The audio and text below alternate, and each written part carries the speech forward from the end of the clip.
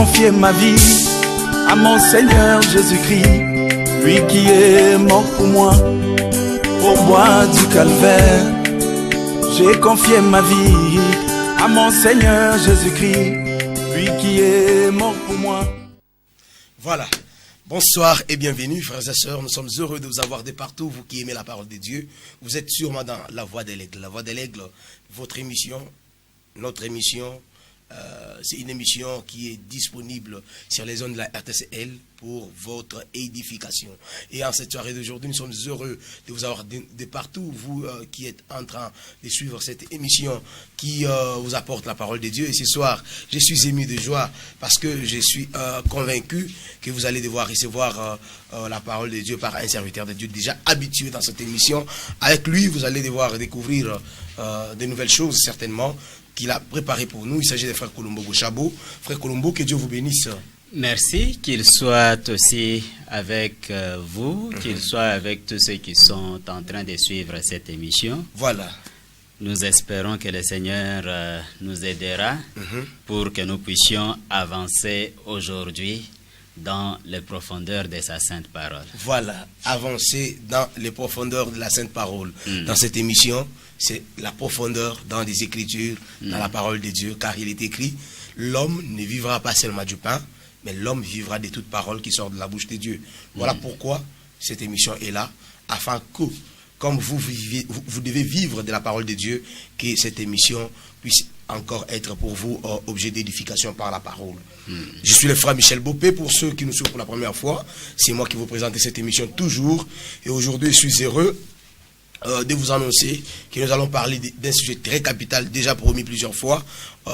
Nous avions promis de parler Apocalypse chapitre 5 et par la grâce du Seigneur aujourd'hui, en tout cas soyez très attentifs, ne zappez pas, soyez de notre côté, vous ne serez pas déçus et Dieu va devoir vous parler certainement en cette soirée d'aujourd'hui par rapport au livre d'Apocalypse au chapitre 5. Mais avant d'aller plus loin, Frère Colombo, pouvez-vous nous résumer un peu comment nous en arrivons là jusqu'à parler Apocalypse chapitre 5?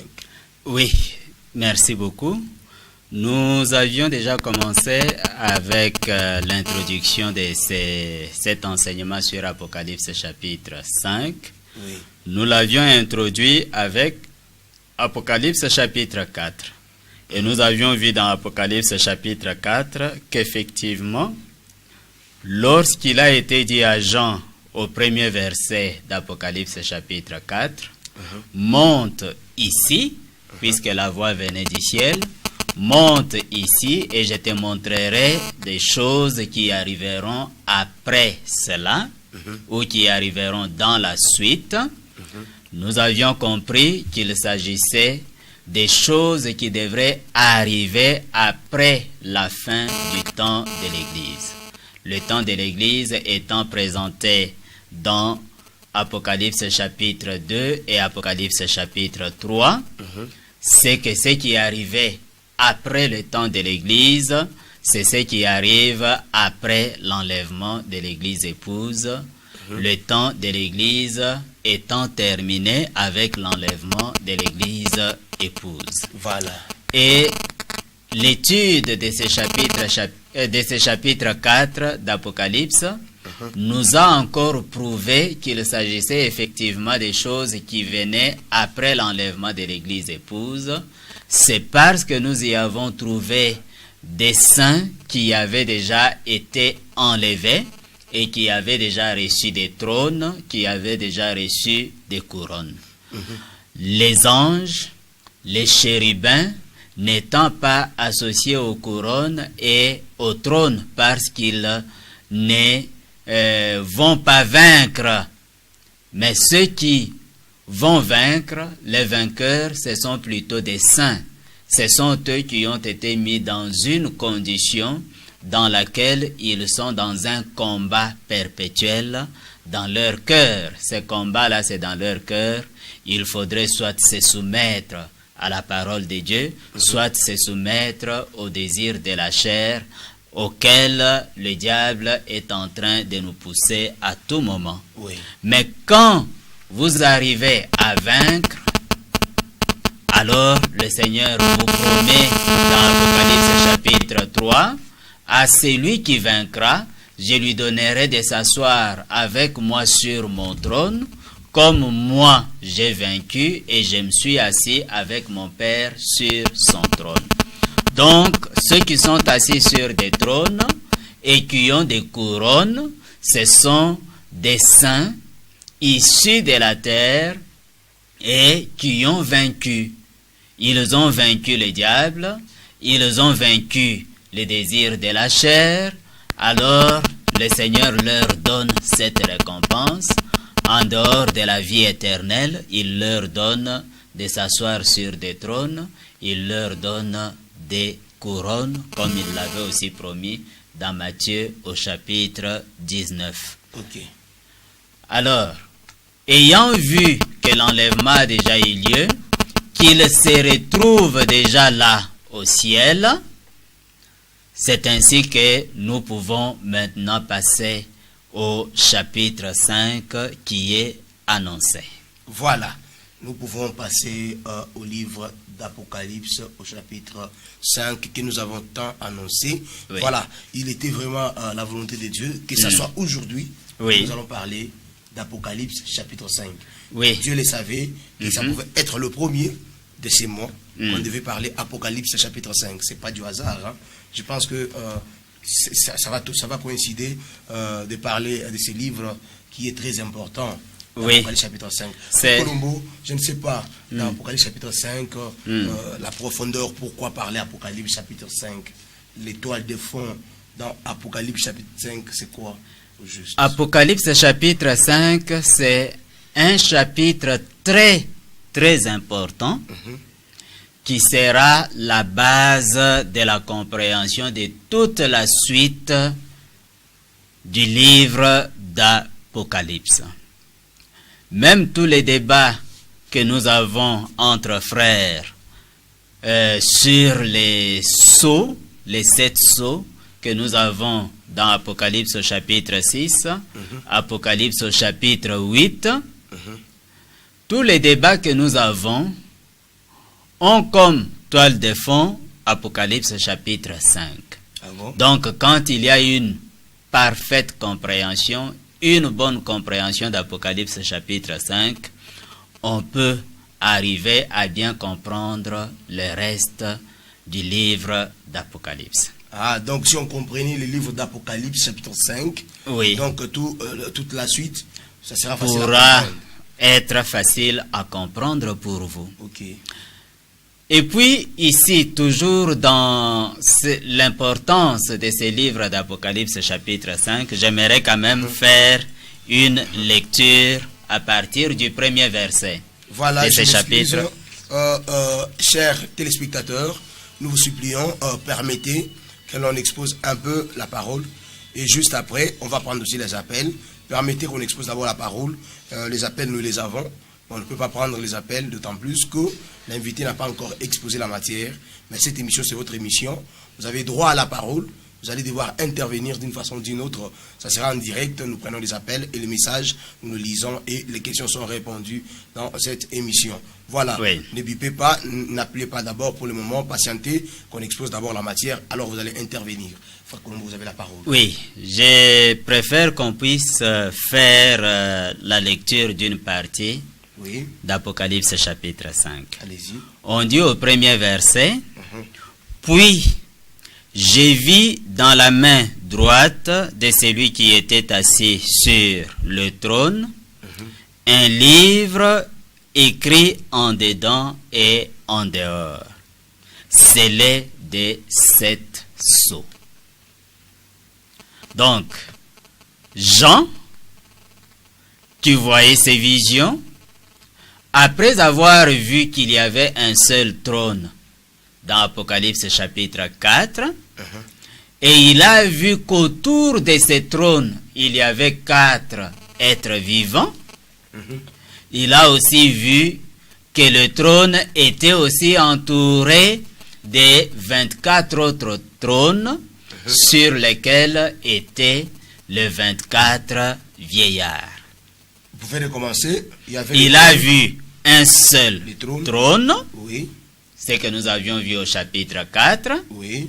et sur ce trône, quelqu'un était assis, Une personne assise. une seule personne. Ok. On ne peut pas avoir deux personnes ou trois personnes, et puis on dise quelqu'un était assis. Quand on dit Voilà. quelqu'un était assis, c'est une personne. c'est une seule personne. Une seule personne. Une seule personne Ok. était assise sur ce trône. Ok. Et autour du trône, il y avait 4 êtres vivants, et nous le savons depuis l'Ancien Testament, Oui. que les 4 êtres vivants, ce sont eux qui transportent le trône de Dieu. Donc, les Ce 4 sont êtres des vivants chérubins. dont on parle dans Apocalypse chapitre 5, ce sont eux qui portent les trônes de Dieu. Les trônes de Dieu. Ok. Et tout le monde peut le vérifier dans Ézéchiel chapitre 1er et dans Ézéchiel chapitre 20. Ils verront, Premier et 20. oui, ils verront que ces 4 êtres vivants transportent le trône de Dieu. Et ils étaient aussi là, Jean les a vus. Et ils étaient autour du trône. Et sur le trône, il n'y avait une seule personne. Et Ézéchiel avait aussi vu une seule personne. Ézéchiel n'avait pas vu 3 personnes. Jean n'a pas vu 2 personnes sur le trône. Il n'a pas vu 3 personnes sur le trône. Il a vu une seule personne sur le trône. Et comme nous l'avions vu aussi les fois passées, Oui. dans Ésaïe chapitre 37 au verset 16, il est dit, toi, Jéhovah des armées, l'Éternel des armées, qui est assis sur des chérubins, tu es le seul Dieu de toute la terre. Donc il n'y a pas un autre Dieu en dehors de celui qui était assis sur le trône. Et il ne consiste pas en 2 personnes, il ne consiste pas en 3 personnes, comme les religions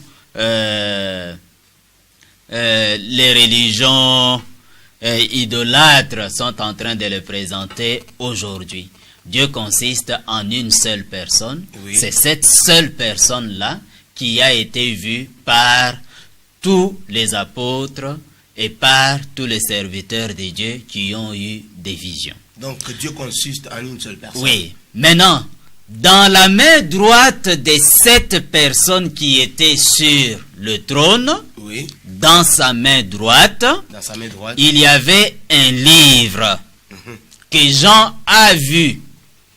Jean a vu ce livre-là, et il dit ce livre-là était écrit en dedans et en dehors. Oui. Et le livre était scellé de 7 sceaux. C'est ce que nous dit le premier verset du chapitre 5. Au verset 2. Et j'ai vu un ange puissant qui criait d'une voix forte, qui est digne d'ouvrir le livre et d'en rompre les sceaux. Il fallait que ce soit quelqu'un qui est digne d'ouvrir le livre et d'en rompre les sceaux pour qu'il s'avance. Si on trouve cette personne qui était digne, que cette personne puisse s'avancer et puisse prendre ces livres. C'était un livre très important. Alors, on nous dit dans la suite, et personne dans le ciel. Donc, on a regardé dans le ciel là tout entier. Il n'y avait personne. Et pourtant, comme nous venons de le voir, il y avait déjà des saints qui étaient enlevés, qui se trouvaient au ciel, Ces gens qui étaient autour du trône. qui étaient autour du trône Ok. et qui étaient assis sur des trônes, Oui. qui portaient des couronnes. Ce sont des saints qui sont venus de la terre et qui ont été ressuscités pour ceux qui étaient déjà morts, qui sont allés dans l'enlèvement et qui ont reçu des trônes, qui ont reçu des couronnes. Ils se trouvaient là. Oui. Mais on a regardé parmi eux tous. on a trouvé personne qui était digne de s'avancer pour prendre les livres scellés des 7 sceaux et ouvrir les sceaux qui scellaient ces livres-là. Il n'y avait personne. Allons beaucoup plus avec des exemples. Vous savez que l'apôtre Paul, Oui. c'était un véritable croyant du Seigneur Jésus-Christ. Évidemment. Et cet apôtre-là sera parmi ceux qui seront enlevés et qui vont hériter de la gloire à venir. L'apôtre Pierre est parmi ces saints qui sont enlevés. L'apôtre Jean qui nous raconte ces choses, il était aussi là au ciel. Tous les véritables saints, je ne parle pas de ceux qui ont été déclarés saints par une organisation humaine ici. Non, je parle des véritables saints dont nous parle la Bible et qui seront enlevés. Ces véritables saints-là se trouvaient déjà au ciel. Ils ont été ressuscités, ils ont été enlevés au ciel, et pendant qu'ils se trouvent là au ciel, on pose la question, qui est digne de prendre les livres et d'en rompre les sceaux? Il n'y avait personne d'entre eux. Aucune de ces personnes, aucun de ces hommes, ces grands hommes de Dieu que nous connaissons, dont nous parle la Bible, et qui ont été enlevés, lorsque l'Église a été enlevée, ils sont entrés aussi dans le lieu très saint, et ils étaient là avec Dieu, là au ciel. Mais on a posé la question, personne n'a su s'avancer. David ne s'est pas avancé, Moïse ne s'est pas avancé, Élie ne s'est pas avancé, William Branham ne s'est pas avancé, personne, Pierre ne s'est pas avancé. Pas même Paul. Pas même Paul. Personne. Même celui qui a vu l'apôtre Paul. Et là, L'apôtre Jean. là, il y a une précision. Oui. Et personne dans le ciel, Oui. ni sur la terre, ni sous la terre, ne put ouvrir le livre, ni le regarder. C'est une précision. Donc, vous voyez l'indignité. Oui. Donc, non seulement au ciel, même sur la terre, Il y avait il n'y déjà- avait personne. Même sous la terre, parmi ceux qui avaient été déjà enterrés, qui n'étaient pas encore ressuscités, Oui. il n'y avait personne. Personne, nulle part. Et ces 3 endroits Oui. n'épargnent personne. Oui, ça ne peut pas épargner. Donc, aucun pape n'était trouvé digne. Aucun de tous ces saints qu'on est en train de nous citer n'était trouvé digne. Un seul de tous ceux-là avait été trouvé digne. C'est ce que nous allons découvrir. Et nous allons voir pourquoi il avait été trouvé digne. Oui. Alors, Jean, voyant qu'il n'y avait personne qui était digne, ni au ciel, ni sur la terre, ni sous la terre,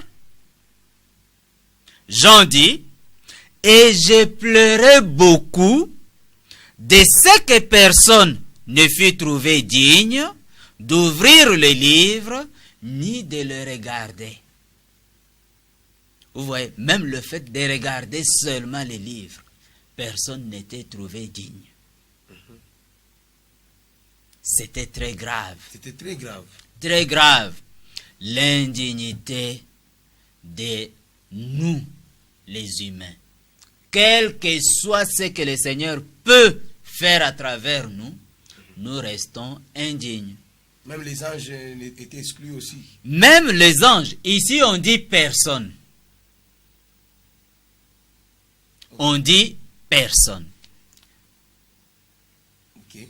Et on va voir pourquoi il n'y avait personne de tous ceux-là qui avaient été trouvés dignes. Que ce soit parmi les anges, que ce soit parmi les chérubins, que ce soit parmi les humains, quel que soit l'endroit où ils pouvaient se trouver, ciel, terre ou sous la terre, personne n'avait été trouvé digne. Alors, Jean a pleuré de ce qu'il n'y avait personne qui était digne d'ouvrir les livres ni de les regarder tout simplement.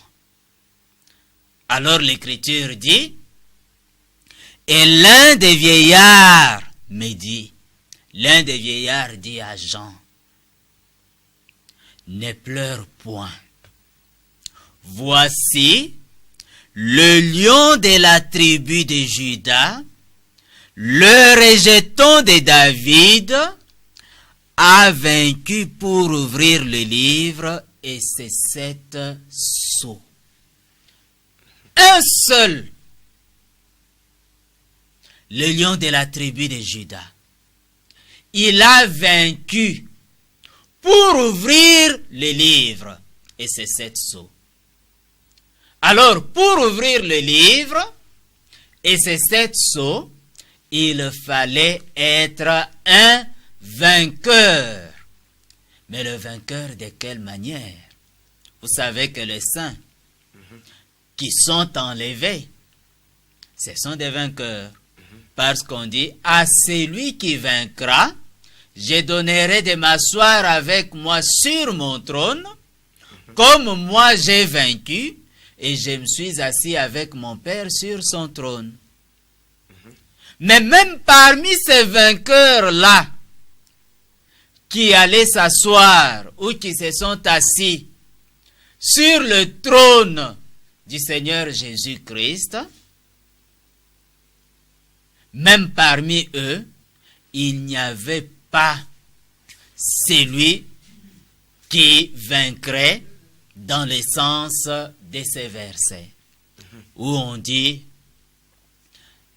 le lion de la tribu de Juda a vaincu. Lui, il a vaincu, mais il a vaincu de quelle manière? Okay. Et il fallait être quel vainqueur pour pouvoir prendre les livres et ouvrir, briser les sceaux. La suite nous le montre. On dit au verset 6, « Et j'ai vu au milieu du trône et des 4 êtres vivants, et au milieu des vieillards, vous savez que nous venions de voir que sur le trône, il n'y avait qu'un seul homme. » Oui, quelqu'un. Quelqu'un, une seule personne. C'est ce que nous dit le verset 2 d'Apocalypse chapitre 4. Aussitôt, je fus saisi par l'Esprit, et voici, il y avait un trône dans le ciel, et sur ce trône, quelqu'un était assis.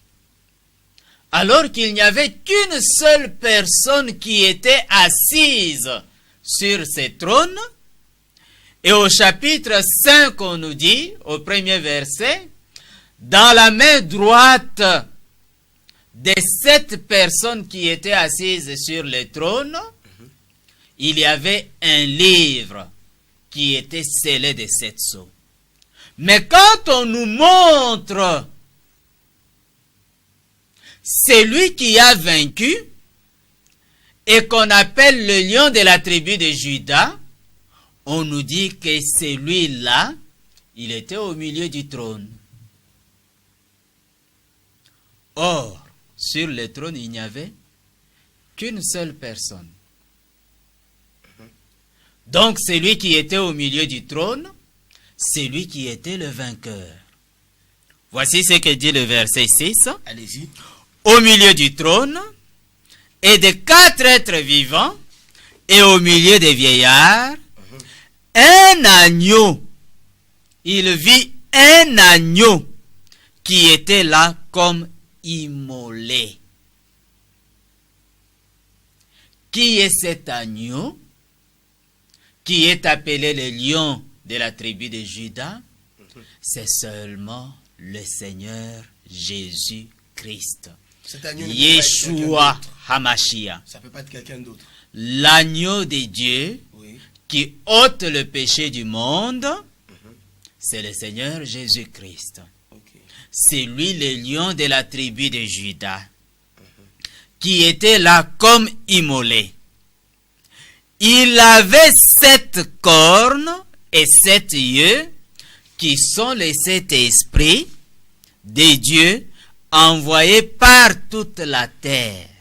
Écoutez, il vint, il prit le livre de la main droite de celui qui était sur le trône.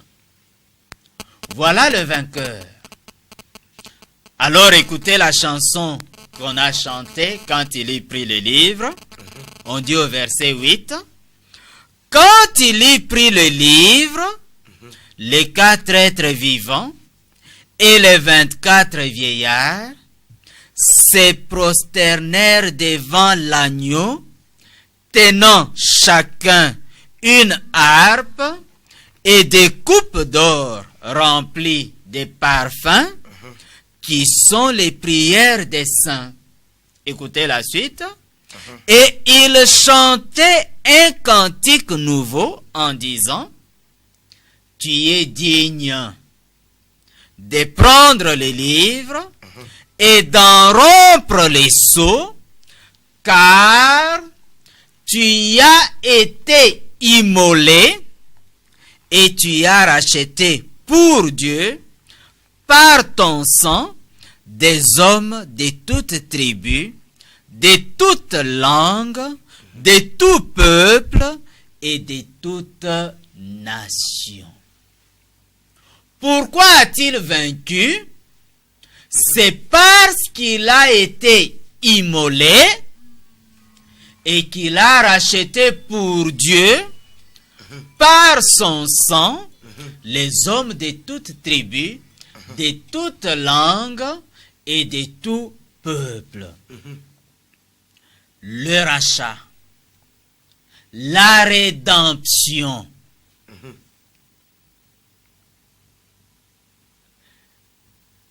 Le rachat, c'est quoi? Oui. C'est quand ton frère, ton proche parent est devenu pauvre et qu'à cause de sa pauvreté, il a perdu sa propriété. Et il peut même, après avoir perdu sa propriété, se vendre lui-même comme esclave. Mais son plus proche parent peut aller et racheter son frère. Et pour racheter son frère, il doit payer le prix. Payer le prix de la propriété de son père, de son frère, et payer le prix pour racheter son frère. Voilà ce qu'on appelle rachat. Et ici, les hommes de toutes les tribus, de toutes les langues, de tous les peuples, tous les hommes de la terre sont perdus. Et ils sont perdus à cause du péché. Ils sont perdus depuis que le premier homme, Adam, avait péché, et il a entraîné de cette manière-là tous les hommes dans la perdition. Nous tous, à commencer par Adam, ainsi que toute sa descendance que nous sommes, nous avons été perdus. Nous avons été vendus à cause de nos péchés. Nous avions besoin de quelqu'un qui pouvait nous racheter de cette perdition. Quelqu'un qui pouvait nous racheter de cet esclavagisme, de cette servitude, de cette mort dans laquelle nous nous sommes retrouvés à cause du péché. Alors c'est celui qui pouvait nous racheter qui avait le droit de prendre les livres qui étaient dans la main droite de celui qui était sur le trône, ces livres qui étaient scellés de 7 sceaux. Ces livres-là représentent le droit de propriété. Ils nous représentent, nous. Celui qui serait capable de nous racheter, c'est celui-là qui aurait le droit de prendre ses droits de propriété, de prendre ces livres-là. Voilà ce que signifie Apocalypse chapitre 5. Ok. Alors, qui était capable de nous racheter? Il n'y a que le Seigneur Yeshua Hamashiach, le Seigneur Jésus-Christ. Il est devenu notre proche parent. C'est Dieu lui-même. Comme vous le savez, sur le trône, il n'y avait qu'un seul homme, qu'une seule personne. Et cette seule personne, c'est le Dieu d'Israël. C'est le Dieu de tout l'univers. Le Dieu de la terre tout entière. Le seul Dieu qui existe. Comme il n'y avait personne qui pouvait nous racheter. Personne qui pouvait nous sauver de cette perdition dans laquelle nous étions tombés. Aucun homme, aucun ange qui pouvait le faire. C'est alors que Dieu, ayant aimé ces sujets qu'il avait déjà prédestinés, ayant aimé le monde, Dieu a dû prendre un corps de chair, né d'une femme, engendré par Dieu lui-même. Et c'est dans ce corps de chair-là que Dieu, étant devenu fils, il est venu sur la terre et il nous a rachetés. Qui nous a rachetés? C'est Dieu lui-même. Ok. Personne d'autre ne pouvait nous racheter. Voilà. J'ai une question, frère Colombo. Oui. Je vais vous poser 2 questions qui vont vous faire beaucoup parler, je crois. La première, Oui. je ne sais pas, vous faites la différence entre le fait qu'il nous a rachetés et le fait qu'il puisse prendre les livres. C'est des choses différentes. Nous sommes déjà rachetés aujourd'hui, ou bien nous serons rachetés quand l'agneau va s'élever pour prendre les livres. Ah, ça c'est une très bonne question. Oui. La réponse se trouve au verset 9, dans le chant. Oui. Dans ce chant, il est dit ceci.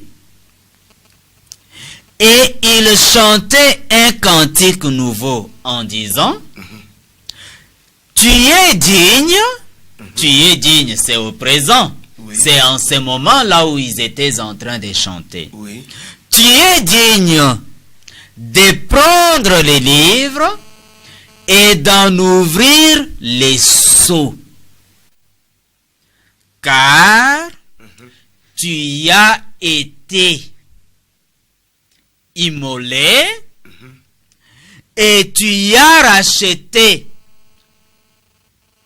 pour Dieu par ton sang les hommes de toutes tribus, de toutes langues, de tout peuple et de toute nation. Il a déjà été immolé. Quand est-ce qu'il a été immolé? C'était à la croix de Golgotha. C'était déjà passé il y a longtemps. Et à ce jour, c'est depuis environ 2000 ans qu'il avait été immolé.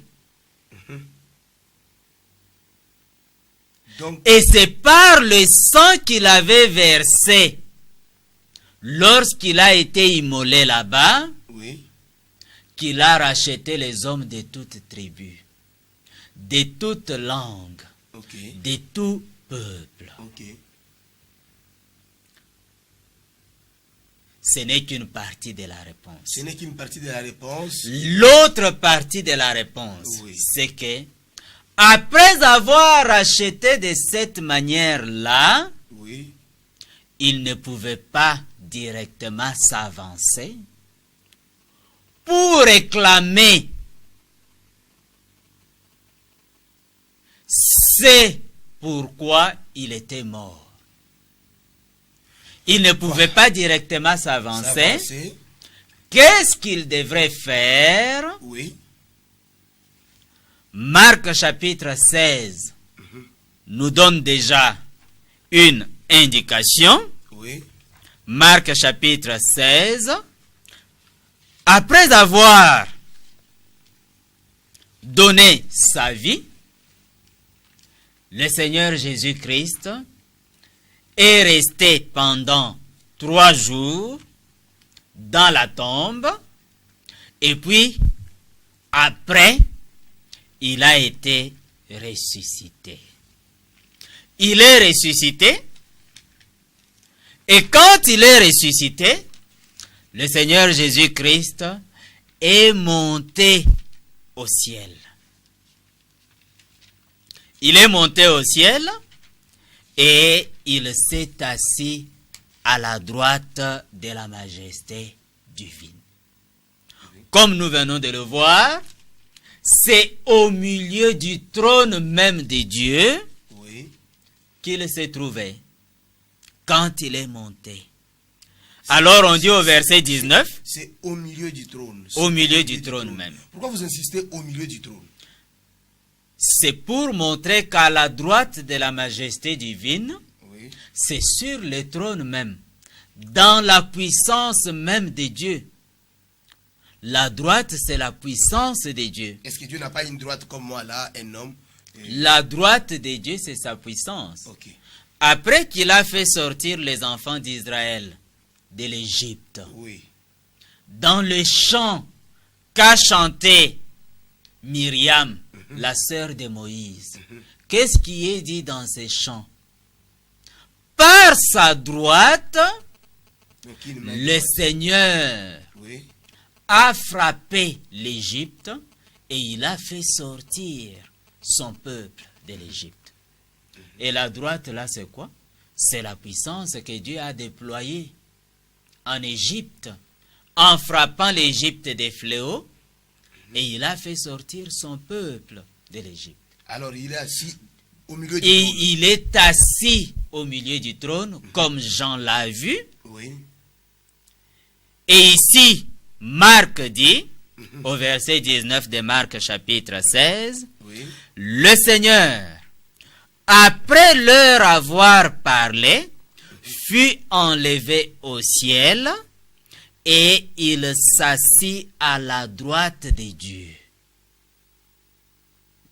Il s'est assis à la droite de Dieu. Ok. Et comme nous venons de le voir, la droite de Dieu, c'est la puissance de Dieu. Il s'est assis au milieu même de cette puissance de Dieu qui était sur le trône, autour duquel se trouvaient les êtres vivants. Et c'est là qu'il était assis. Il est monté au ciel il s'est assis là à la droite de Dieu. Et qu'est-ce qu'il était en train d'attendre avant de réclamer? C'est pourquoi il a travaillé. Il s'est assis à la droite de Dieu. Et qu'est-ce qu'il est en train de faire? Oui. C'est ça que nous allons voir. Oui. Et c'est là que l'apôtre Jean l'a vu. Assis à la droite de Dieu. Assis au milieu du trône. Il l'a vu. Et c'est là que le Seigneur est en train d'intercéder pour nous comme avocat. C'est là que le Seigneur est en train d'intercéder pour nous. Ça veut dire quoi? Et il restera assis là. Il est en train de faire son œuvre. L'œuvre du souverain sacrificateur. L'œuvre des sacrificateurs. Le travail d'un sacrificateur, c'est lequel? C'est d'aller devant Dieu, de plaider pour le peuple, d'intercéder en faveur du peuple. Oui. Lorsqu'il nous arrive des péchés, c'est cet avocat qui est auprès du Père, ces souverains sacrificateurs. Lorsque nous nous repentons, il dit à Dieu, pardonne-lui ses péchés. Donc c'est ce qu'il est en train de faire. C'est ce qu'il est en train de faire. Je peux donner des passages de l'Écriture. Bon, quand vous dites en train de se faire, ça veut dire jusque maintenant là, il fait la même chose. Jusque maintenant, c'est là l'un des points principaux de ce sujet. Ok, allez-y. C'est parce que dans le milieu du message, dans le milieu des frères qui croient au message, plusieurs parmi eux pensent que le Seigneur s'est déjà levé de ses trônes de grâce. Vous avez une question, permettez, c'est très important. Oui. C'est vraiment dans les sujets. C'est quel passage que vous avez donné pour parler de la droite de Dieu qui est manifeste par la puissance de Dieu? C'est Marc, le passage que j'ai parlé de la droite de Dieu. Oui. Il n'a qu'à aller dans Exode chapitre 15. Exode 15. Dans Exode chapitre 15, je peux retrouver rapidement le verset. Et là, ils verront que la droite de Dieu, c'est sa puissance. Voilà. C'est par sa droite que le Seigneur a fait sortir de l'Égypte les enfants d'Israël. Dans Exode au chapitre 15, je vais le retrouver rapidement. Oui, Exode 15. Exode chapitre 15, prenez le verset 6. Verset 6. Okay. Là, il est dit, ta droite, ô Éternel, a signalé sa force. Ta droite, ô Éternel, a écrasé l'ennemi. Quelle est la droite qui a signalé sa force, qui a écrasé l'ennemi? C'est la puissance de Dieu.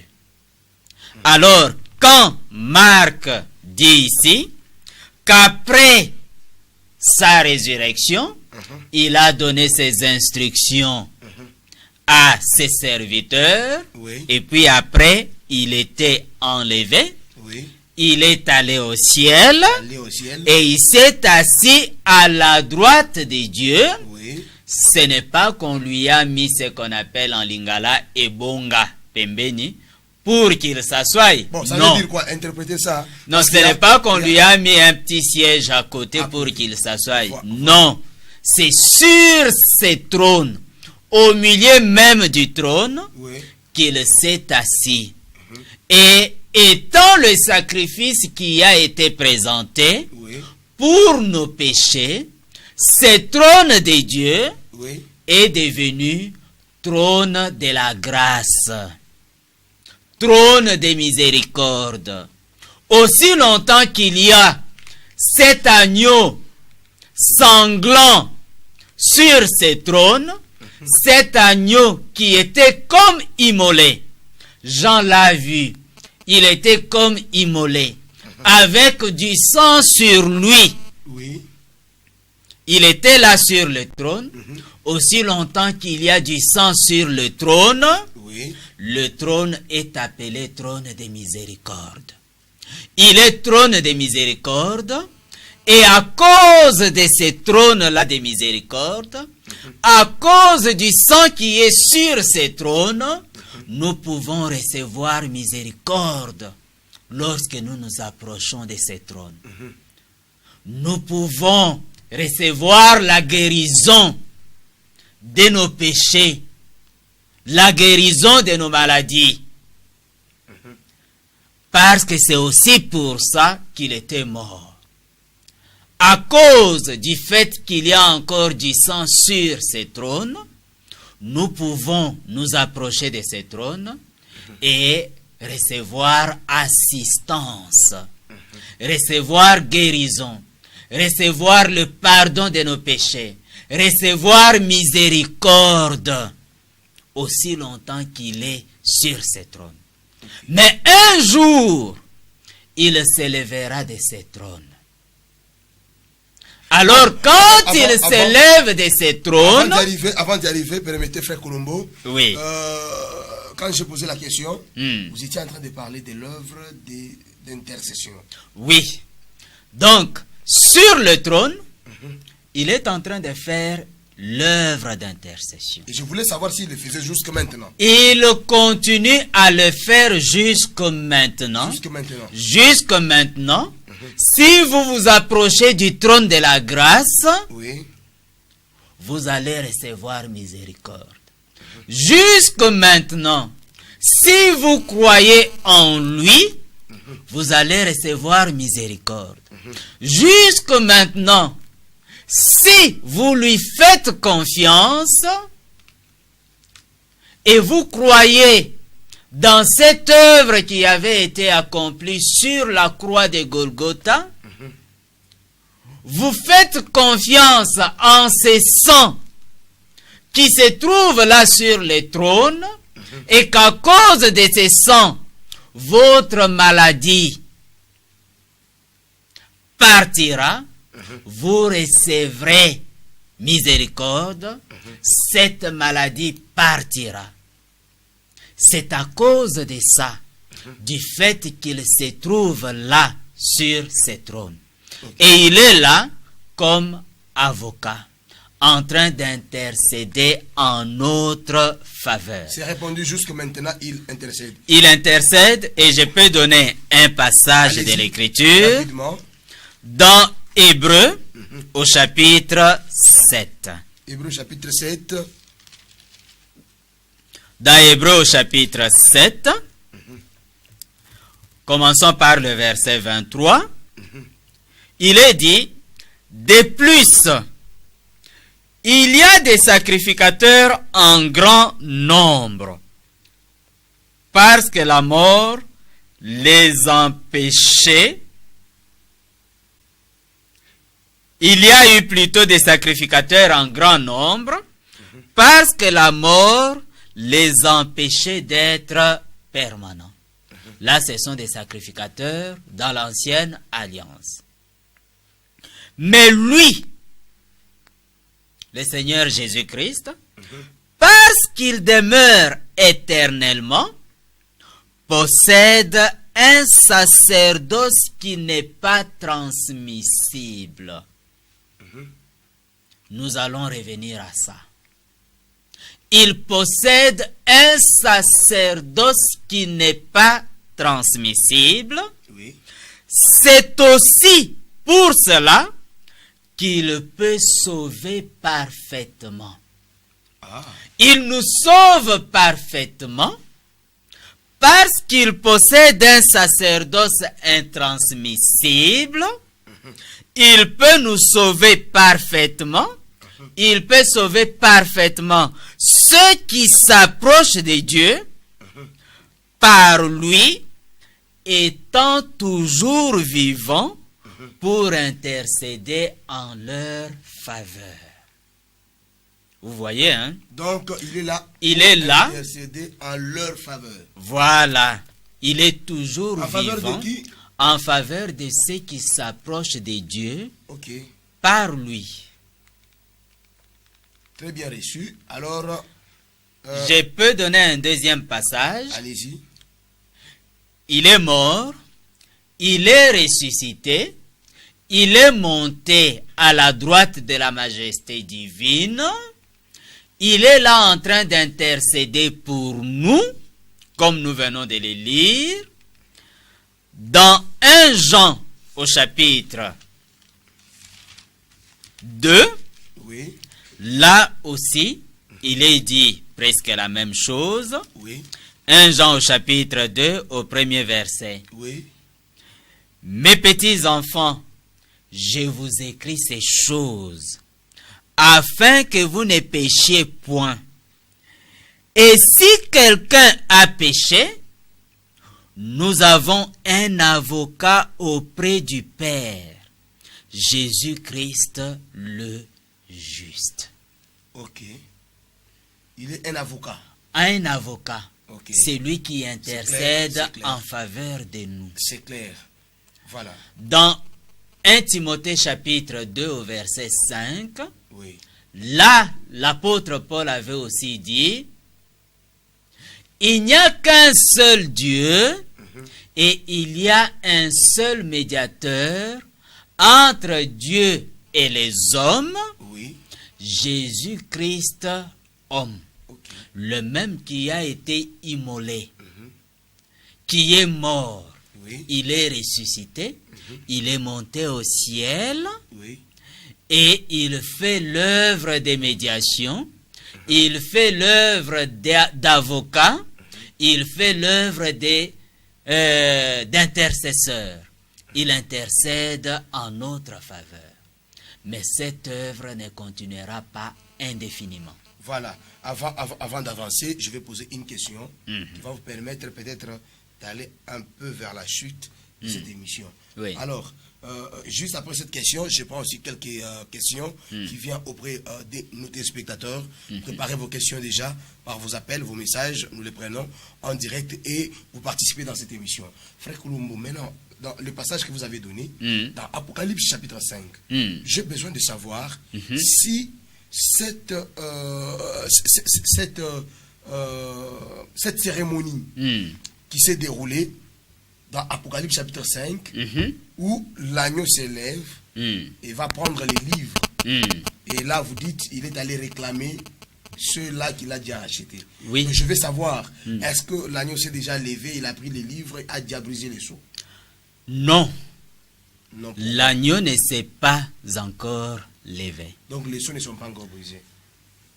L'agneau ne s'est pas encore levé. Oui. Il n'est pas encore allé prendre les livres scellés de 7 sceaux qui se trouvent dans la main droite de celui qui est sur le trône. Donc cette scène n'est pas encore réalisée. Ne s'est pas encore réalisé. Ah bon?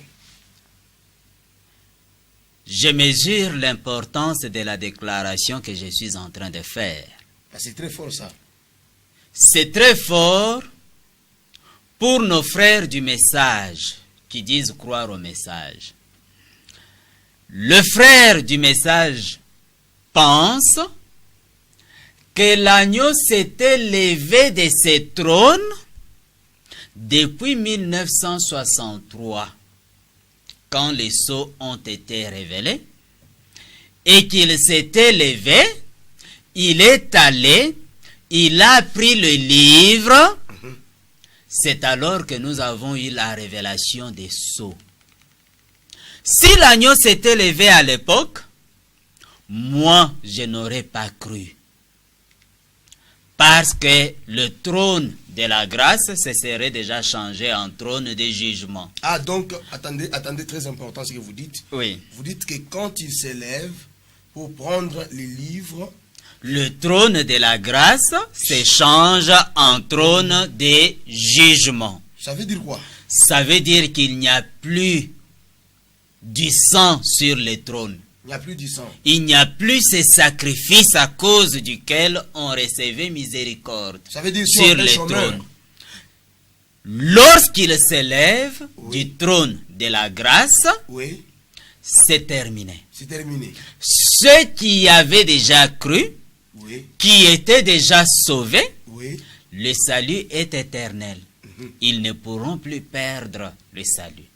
Mais ceux qui n'étaient pas encore sauvés, quand ils s'élèvent du trône de miséricorde, ils ne pourront plus être sauvés. Parce qu'il n'y a plus le sacrifice sur le trône. Donc s'il s'élève, on ne sauve plus. S'il s'élève, L'affaire du salut est l'affaire du salut est terminée. terminée. Terminée, Ok. il n'y a plus personne qui pourra être sauvé. Ok. De Alors, chez nous, ici, nous les païens, nous les païens, nous ne pourrons plus jamais être sauvés Sauvés. si nous n'étions pas sauvés à l'époque, Oui. quand il s'était levé du trône de la grâce. ah, Or, moi, oui, c'est seulement dans les années 90, 1990 ici, que j'ai cru et que j'ai expérimenté le salut, que mes péchés sont en train d'être effacés chaque fois que je me tourne vers le Seigneur. Et pour que cela soit possible, oui. il faut que l'agneau soit sur le trône. Il faut qu'il y ait du sang sur le trône. Ça vous dit. Il faut qu'il y ait quelqu'un sur le le trône trône pour qui intercéder. intercède en ma Vous faveur. donnez votre exemple pour montrer que le sang existait encore Oui, jusqu'à ce que vous avez cru. jusqu'à ce que j'ai cru. Oui, Et le sang continue à être sur le trône. jusque maintenant. Et ce trône-là est un trône de grâce. Grâce. Et aussi longtemps qu'il est un trône de grâce, Oui. nous continuerons à appeler les gens à croire en lui, à lui faire confiance pour que leurs péchés soient pardonnés, pour qu'ils puissent recevoir secours Ah, de Dieu. autre chose que je vais comprendre, frère Colombo, les questions sont en train de venir. Hein. Je me rends compte que quand l'agneau s'élève du trône de grâce, ça veut dire l'importance des péchés n'existe plus. Vous allez prêcher encore pour quelle raison? Parce que nous prêchons pour gagner les âmes. Nous prêchons pour gagner les âmes, pour que les âmes puissent se tourner à Christ, Oui, pour qu'en croyant, leurs péchés soient pardonnés. évidemment. Mais s'il n'y a plus de sacrifice sur le trône, pourquoi prêcher? Ah, donc il y aura Voilà plus de l'importance d'Apocalypse chapitre 5. Il nous montre à quel moment l'agneau quittera le trône de la grâce C'était ça la question qui devait suivre. Quand est-ce qu'il pour devait aller prendre le livre. suivre? Oui, Il quitte le trône de la grâce lorsque tous ceux qui devraient être sauvés seront sauvés. Alors il termine son œuvre de médiation, il termine son œuvre d'intercession, il termine son œuvre d'avocat, il s'élève de ses trônes, alors il n'y a plus de miséricorde. permettez, on prend quand même cet appel. Oui, bonsoir. Oui, il est parti. Oui. Vous pouvez alors appeler, envoyer des messages comme nous les avons déjà ici.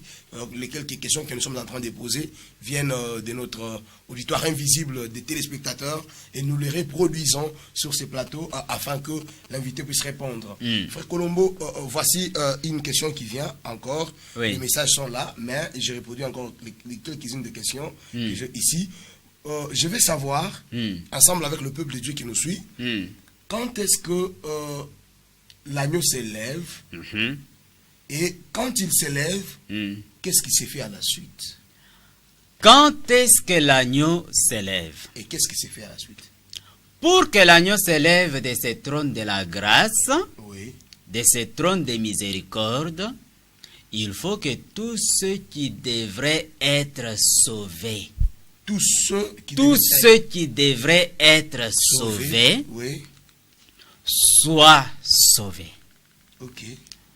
C'est lorsqu'ils sont sauvés que l'agneau s'élève alors du trône de la grâce.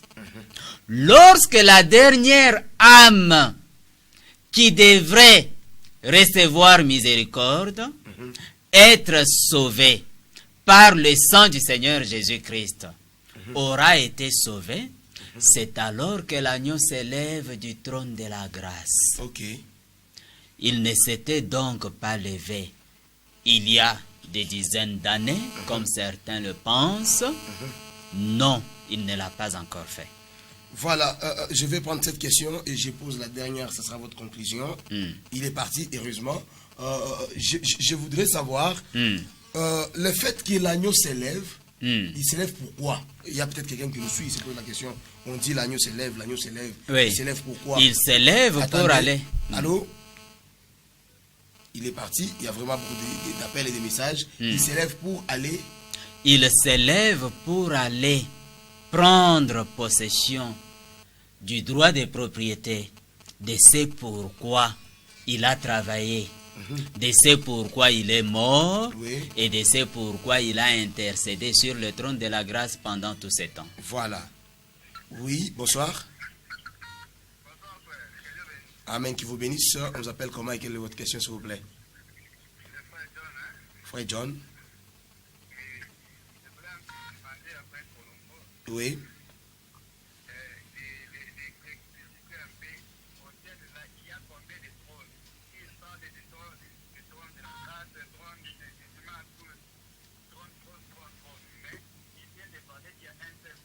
Oui.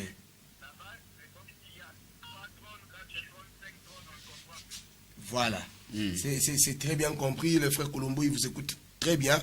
Et frère Colombo, vous avez écouté la question. La réponse est simple. Allez-y. Le trône est trône de la grâce aussi longtemps qu'il y a le sacrifice sanglant sur ce trône. Comme nous venions de le dire, quand le sacrifice quitte le trône, il n'y a plus du sang sur le trône. Le trône devient le trône du jugement. Voilà ce que signifie le fait que l'agneau quitte le trône et prenne le livre dans la main droite de celui qui était sur le trône. Donc c'est le sacrifice qui quitte le trône de la grâce et ce même trône-là devient le trône du jugement. Et les livres dont vous parlez, c'est les livres scellés de 7 sceaux. Oui. Donc l'agneau ne s'est pas encore levé et il n'a pas encore pris le livre scellé de 7 sceaux. Cet événement n'est pas encore réalisé. N'est pas encore réalisé. Ah, vous aurez affaire à beaucoup de questions, à des débats. Ça, je vous le promets déjà. Oui. Oui, on prend à cet appel. Il est parti. La ligne est vraiment saturée. Un autre. Oui, allô? Bonsoir, papa. On vous appelle comment et quelle est votre question? Oui, c'est le frère Moïse. C'est votre question, s'il vous plaît.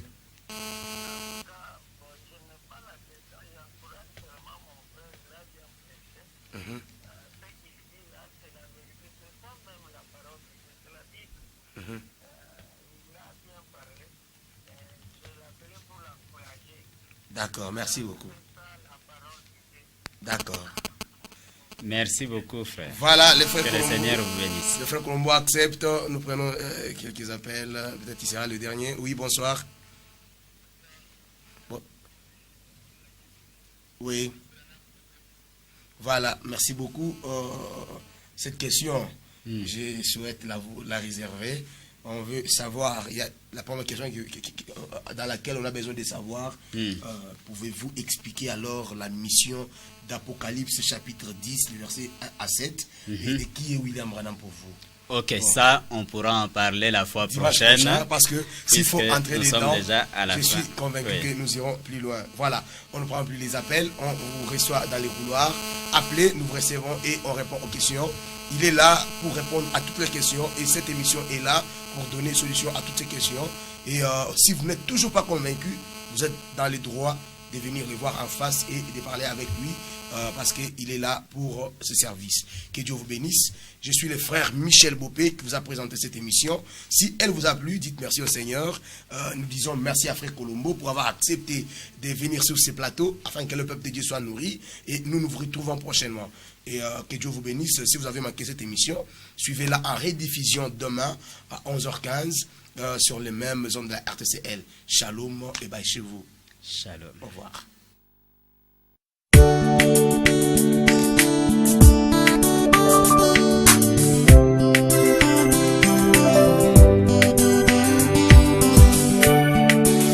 J'ai confié ma vie à mon Seigneur Jésus-Christ, lui qui est mort pour moi au bois du calvaire.